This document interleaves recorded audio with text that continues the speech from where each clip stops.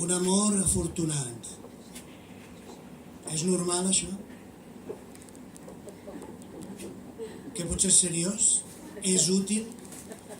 Quin profit en treu al món de dues persones que no veuen el món? Elevats l'un vers l'altre sense mèrit de cap mena, uns qualsevols d'entre 1 milió, però convençuts que havia de ser així. En premi de què?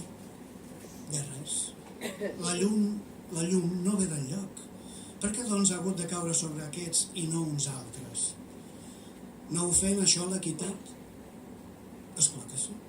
No viola els principis curosament estivats i no abat la moral del seu cim? Els viola i l'abat. Mireu-vos aquests afortunats. Si almenys encara dissimulessin una mica, es fingissin deprimits per confortar les amistats. Escolteu com riuen en un to més que ofensiu. La llengua en què parlen, inintel·ligible, sols en aparença. Aquestes seves cerimònies, aquestes seves maneres, aquests deures refinats envers ells mateixos, tot plegat recorda una conxorxa d'amagat de la humanitat. Fins és difícil de preveure a on podríem arribar si el seu exemple trobava imitadors.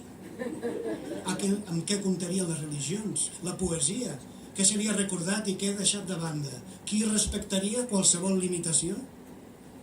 Un amor afortunat. És possible, això? El tacte i el seny ordenen no parlar-ne, com d'un escàndol a les altres esferes de la vida.